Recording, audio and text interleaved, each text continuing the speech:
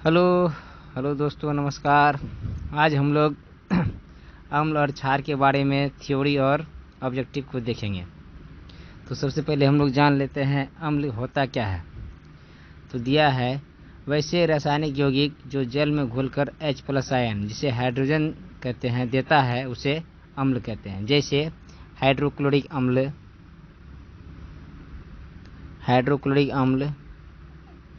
Nitric अम्ल, acetic अम्ल, ये सभी जो है अम्ल का उदाहरण है। तो आगे हम लोग चलते हैं, जानते हैं अम्ल कितने प्रकार के होते हैं। तो अम्ल 2 प्रकार के होते हैं।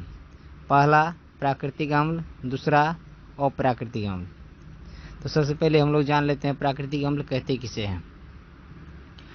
वैसे अम्ल जो प्राकृतिक रूप से पाए जाते हैं प्राकृतिक अम्ल कहलाते हैं। जैसे कार्बनिक अम्ल, मेथनोइक अम्ल, टार्टरिक अम्ल इत्यादि, ये सभी जो है प्राकृतिक अम्ल के उदाहरण हैं। अब जानते हैं हम लोग अप्राकृतिक अम्ल किसे कहते हैं। वैसे अम्ल जो प्राकृतिक रूप से नहीं पाए जाते हैं तथा जिसे प्रयोगशाला में प्रयोग विधि से बनाया जाता है ना, या प्राप्त किया जाता है, वैसे अम्ल को हम लोग क्या बोलते हैं, अप्राकृतिक अम्ल बोलते हैं। जैसे सल्फ्यूरिक अम्ल जिसका रासायनिक सूत्र होता है H2SO4, नाइट्रिक अम्ल जिसका रासायनिक सूत्र है HNO3 इत्यादि, ये सभी जो है प्रयोगशाला में किए गए निर्मित अम्ल है। आगे हम लोग देखेंगे कार्बन की उपस्थिति के आधार पर अम्ल कितने प्रकार के होते हैं। तो कार्बन के उपस्थिति के आधार पर अम्ल 2 प्रकार के होते हैं। पहला कार्बनिक अम्ल, जिसे वैसे अम्ल जो पौधे और जानवरों से प्राप्त होते हैं, जिसमें कार्बन उपस्थित होता है, ऐसे अम्ल को हम लोग क्या बोलते हैं, कार्बनिक अम्ल बोलते हैं। जैसे एसिटिक अम्ल, फॉर्मिक अम्ल, ये सभी अम्ल में जो है कार्बन की मात्रा पाया जाता है, इसलिए ये कार्बनिक अम्ल है। दूसरा है अकार्बनिक अम्ल, वैसे अम्ल जो खनिज लवणों से प्राप्त होता है और जिसमें कार्बन उपस्थित नहीं होता है, ऐसे अम्ल को हम लोग अकार्बनिक अम्ल कहते हैं। जैसे सल्फ्यूरिक अम्ल, नाइट्रिक अम्ल, ये सभी अम्ल में कार्बन की मात्रा नहीं होती है। आगे हम लोग देखते हैं प्रबलता के आधार पर अम्ल कितने प्रकार के होते हैं। तो प्रबलता के आधार पर अम्ल 2 प्रकार के होते हैं। पहला है प्रबल अम्ल, वैसे अम्ल जो जल में पूरी तरह घुल जाते हैं प्रबल अम्ल कहलाते हैं, है ना। जो अम्ल जल में पूरी तरह से घुल जाते हैं, वैसे अम्ल जो जल में पूरी तरह से घुल जाते हैं प्रबल अम्ल कहलाते हैं। जैसे सल्फ्यूरिक अम्ल जिसका रासायनिक सूत्र होता है H2SO4, नाइट्रिक अम्ल जिसका रासायनिक सूत्र होता है HNO3। तो यहाँ पे ध्यान देंगे हम लोग, प्रबल अम्ल में H+ आयन की उपस्थिति अधिक होती है ना। जिस अम्ल में H+ आयन की उपस्थिति अधिक होती है उसे प्रबल अम्ल की श्रेणी में रखा जाता है, जो यह अम्ल जल में आसानी से घुल जाते हैं। आगे देखेंगे हम लोग दुर्बल अम्ल, वैसे अम्ल जो पूरी तरह जल में नहीं घुलते हैं, जो अम्ल पूरी तरह से जल में नहीं घुलते हैं उसे दुर्बल अम्ल कहते हैं। जैसे साइट्रिक अम्ल, एसिटिक अम्ल इत्यादि, ये सभी प्रबल अम्ल के उदाहरण हैं।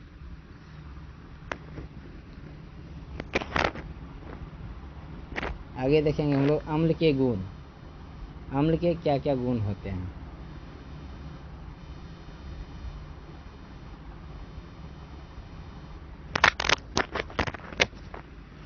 अम्ल का प्रथम गुण है अम्ल नीले लिटमस पत्र को लाल कर देता है। अम्ल नीले लिटमस पत्र को लाल कर देता है, ये अम्ल का गुण है। दूसरा गुण है अम्ल प्रायः स्वाद में खट्टे होते हैं। लगभग जितने भी अम्ल होते हैं सभी लगभग स्वाद में खट्टे होते हैं। अम्ल का pH मान 7 से कम होता है। अम्ल का pH मान 7 से कम होता है। अम्ल में H+ आयन उपस्थित होता है। अम्ल में H+ आयन उपस्थित होता है। अम्ल धातु के साथ अभिक्रिया करके लवण बनाते हैं। अम्ल धातु के साथ, किसी भी धातु के साथ अभिक्रिया करके लवण बनाते हैं। आगे देखेंगे हम लोग क्षार के बारे में। क्षार के क्या क्या गुण होते हैं। तो क्षार किससे कहते हैं पहले यही जान लेते हैं हम लोग। वैसे रासायनिक यौगिक जो जल में घुलकर OH आयन देता है उसे हम लोग क्षार कहते हैं। जैसे sodium hydroxide, potassium hydroxide, calcium hydroxide, ये सभी जो है क्षार के उदाहरण हैं। क्षार कितने प्रकार के होते हैं? क्षार के प्रबलता के आधार पर कितने क्षार होते हैं? तो प्रबलता के आधार पर क्षार दो प्रकार के होते हैं। एक होता है प्रबल क्षार। वैसे क्षार जो जल में घुलकर OH आयन की सांद्रता अधिक देता है उसे प्रबल क्षार कहते हैं। जैसे sodium hydroxide, potassium hydroxide, calcium hydroxide, ये सभी प्रबल अम्ल के उदाहरण हैं। आगे देखेंगे हम लोग दुर्बल क्षार। दुर्बल क्षार किसे कहते हैं? तो वैसे क्षार जो जल में घुलकर OH आयन की सांद्रता की मात्रा कम देती है, ऐसे अम्ल को हम लोग दुर्बल अम्ल कहते हैं। जैसे मैग्नीशियम ऑक्साइड, अमोनियम हाइड्रोक्साइड, ये सभी जो है प्रबल अम्ल के उदाहरण हैं। अब हम लोग बात करते हैं क्षार के क्या क्या गुण होते हैं। क्षार का पहला गुण होता है अम्ल। क्षार प्रायः स्वाद में कड़वे होते हैं, जिसे हम लोग तीखा बोलते हैं। दूसरा गुण है क्षार लिटमस पत्र को लाल कर देता है। अगला है गुण क्षार का pH मान 7 से अधिक होता है। 7 से अधिक यानी 14 तक होता है।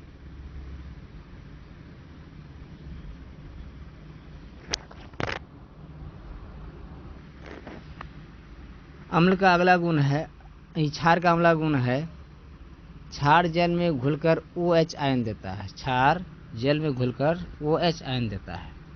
अब हम लोग बात करेंगे सूचक। सूचक किसे कहते हैं?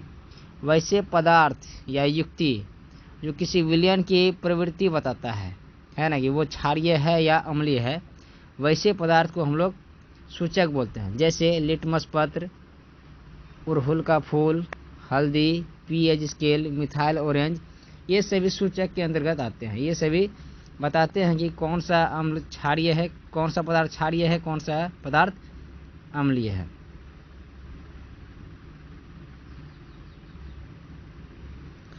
आगे हम लोग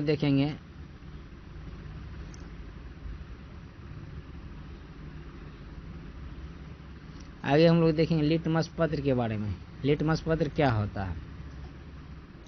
लिटमस पत्र यह एक प्रकार का अप्राकृतिक सूचक है। यह लाकेन पौधे के पत्तियों से बनाया जाता है, जिससे विलयन की प्रकृति का पता लगाते हैं।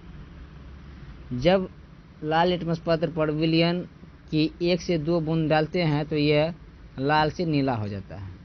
तो विलयन क्षारीय प्रकृति का बताता है। तो इससे क्या हो जाता है कि पता चलता है कि विलयन क्षारीय प्रकृति का होता है। जब नीला लिटमस पत्र लाल हो जाए तो विलयन की प्रकृति अम्लीय हो जाती है। जब नीला लिटमस पत्र लाल हो जाए तो पता चलता है कि अम्ल की प्रकृति जो है अम्लीय है। और अगर लिटमस पत्र में किसी भी प्रकार का परिवर्तन न हो तो विलयन उदासीन विलयन कहलाता है।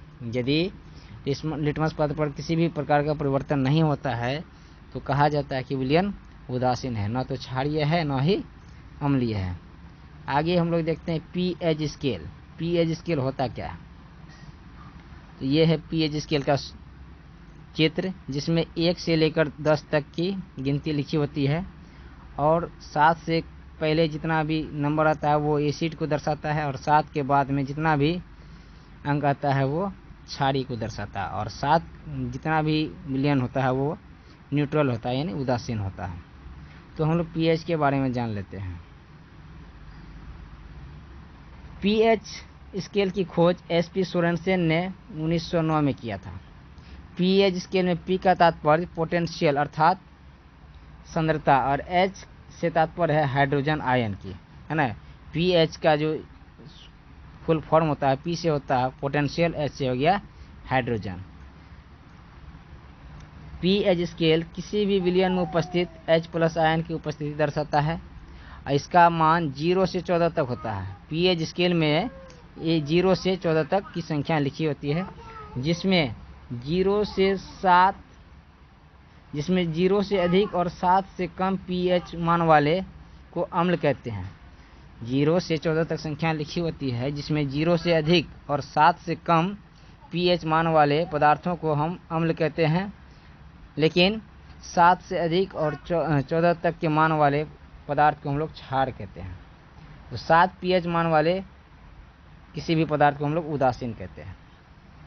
आगे हम लोग देखते हैं अम्ल क्षार के साथ अभिक्रिया करके लवण और जल बनाते हैं। अम्ल क्षार के साथ अभिक्रिया करके लवण और जल बनाते हैं। इस प्रक्रिया को उदासीनीकरण अभिक्रिया कहते हैं।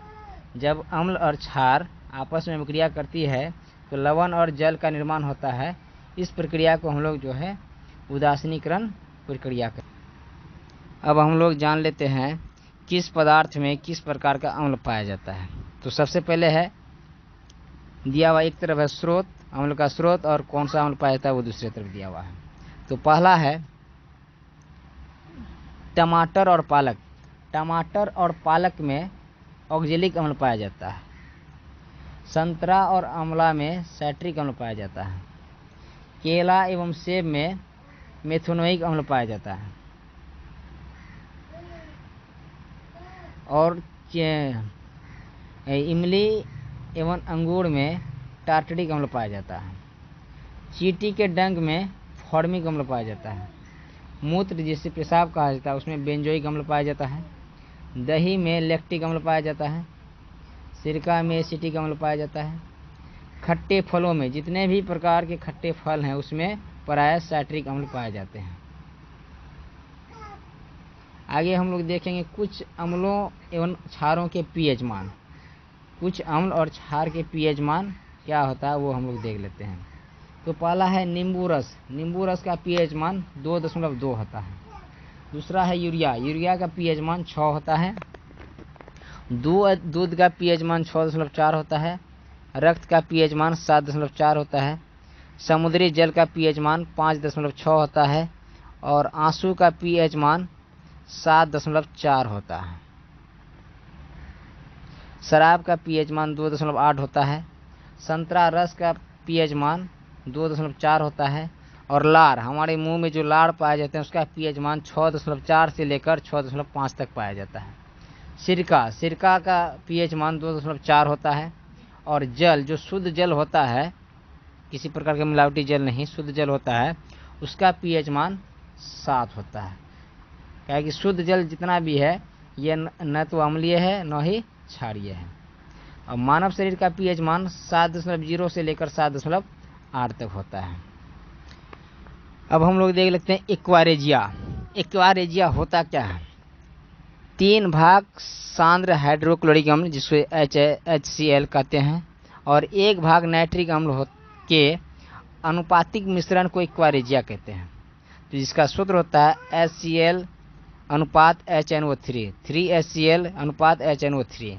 एक्वारेजिया का रासायनिक सूत्र होता है 3HCl अनुपात HNO3। एक्वारेजिया का प्रयोग सोनार के द्वारा सोना को गलाने में किया जाता है। सोनार के द्वारा जो है सोना को गलाने में किया जाता है। किसका उपयोग किया जाता है? एक्वारेजिया का उपयोग किया जाता है। एक्वारेजिया को अम्लराज के नाम से भी जाना जाता है। एक्वारेजिया को अम्लराज के भी नाम से जाना जाता है। सल्फ्यूरिक अम्ल जिसे H2SO4 को अम्लों का राजा कहा जाता है। सल्फ्यूरिक अम्ल को अम्लों का राजा कहा जाता है। तो हम लोग यहाँ नोट में देख लेते हैं कि जब लाल चींटी काटती है तो त्वचा में फॉर्मिक अम्ल डाल देती है जिससे जलन होने लगता है। ऐसी स्थिति में खाने वाला सोडा लगा देने से तुरंत उसमें आराम मिलता है। जब भी व्यक्ति को लाल चींटी काट ले तो इस स्थिति में जो है खाने वाला जो सोडा होता है आसानी से दुकान में मिल जाता है, उसमें लगा देने से जो है चींटी का जलन काटने का जलन होता है वो उसमें आराम मिलता है। अब हम लोग अम्ल एवं क्षार से संबंधित कुछ ऑब्जेक्टिव प्रश्न को देखेंगे। तो पहला सवाल है कि एक प्राकृतिक सूचक है, इनमें से एक प्राकृतिक सूचक क्या हो जाएगा? लिटमस पत्र। क्या हो जाएगा? लिटमस पत्र। मेथिल ऑरेंज, फिनोल्फ्थेलिन ये सभी क्या है? अप्राकृतिक सूचक है, लेकिन लिटमस पत्र क्या है? मेरा प्राकृतिक सूचक है। दूसरा सवाल है लिटमस विलयन बैगनी रंग का रंजक होता है जो निम्न में से किससे निकाला जाता है? लिटमस विलयन जो होता है बैगनी रंग का रंजक होता है जो निम्न से किससे निकाला जाता है? ये इसका सही जवाब हो जाएगा लिचेन से, है ना। अगला सवाल है जल में घुलनशील क्षार क्या कहलाता है? जल में घुलनशील क्षारक क्षार कहलाता है। जल में घुलनशील क्षारक क्या कहलाता है? क्षार कहलाता है। सही जवाब हो जाएगा ऑप्शन नंबर बी। चौथा नंबर सवाल है, जब कोई विलयन लाल लिटमस पत्र को नीला कर देता है तो इसका पीएच मान संभव तक क्या हो सकता है? जब कोई विलयन लाल लिटमस पत्र को नीला कर देता है तो इसका पीएच मान इनमें से संभवतः 10 हो सकता है, क्योंकि यह क्षारीय प्रकृति का होगा। क्षारीय विलयन का पीएच मान 7 से अधिक होता है। पांचवा नंबर सवाल है, अपच का उपचार करने के लिए निम्न में से किस औषधि का उपयोग किया जाता है? तो अपच, यदि कभी कभी गाँव घर में आदमी का भोजन पेट में नहीं पचता है तो वो खट्टा खट्टा डकार आने लगता है, तो उसका उपचार करने के लिए निम्न में से किस औषधि का प्रयोग किया जाता है? तो सही जवाब हो जाएगा एंटासिड। एंटासिड का प्रयोग किया जाता है अपच का उपचार करने के लिए। आगे देखते हैं छठा नंबर सवाल को। साधारण नमक का रासायनिक सूत्र क्या होता है? साधारण नमक का रासायनिक सूत्र NaCl होता है। साधारण नमक का रासायनिक सूत्र क्या होता है? NaCl। सातवां नंबर सवाल है, कपड़ों के विरंजन के लिए उपयुक्त है, यानी कपड़ों की रंगाई के लिए जो है निम्न से किसका उपयोग किया जाता है? तो विरंजक चूर्ण का। सही जवाब हो जाएगा ऑप्शन नंबर ए। अगला सवाल है, कोई विलयन लाल लिटमस पत्र को नीला कर देता है तो उसका पीएच मान क्या होगा? इसमें दिया है, पहला दिया है 11, बी नंबर में दिया है 10 और सी नंबर में दिया है 5। तो इसका सही जवाब हो जाएगा ऑप्शन नंबर डी, ए और बी दोनों। जब भी किसी भी लिटमस पत्र का कोई भी लिटमस पत्र लाल लिटमस पत्र को नीला कर देता है कोई भी सूचक, तो उसका प्रकृति क्षारीय होता है। तो क्षारीय विलयन का पीएच मान 7 से अधिक होता है, इसलिए यहाँ ऑप्शन में दिया है 11 और 10। तो इसका ऑप्शन नंबर डी मेरा सही हो जाएगा। आगे देखेंगे 9 नंबर सवाल को। निम्न में से पीएच का मान कौन सा क्षारक विलयन का मान देती है? तो इसमें से ऑप्शन दिया है पहला 2, 7, 6। तो सही जवाब हो जाएगा हमारा ऑप्शन नंबर डी 13। क्षारीय विलयन का पीएच मान 7 से अधिक होता है, तो इसलिए ऑप्शन के अकॉर्डिंग जो है इसका आंसर हो जाएगा 13। 10वां नंबर सवाल है, अम्लीय विलयन का पीएच मान होता है। तो अम्लीय विलयन का पीएच मान 7 से कम होता है। आगे देखेंगे हम लोग, उदासीन विलयन का पीएच मान होता है। उदासीन विलयन का पीएच मान 7 होता है।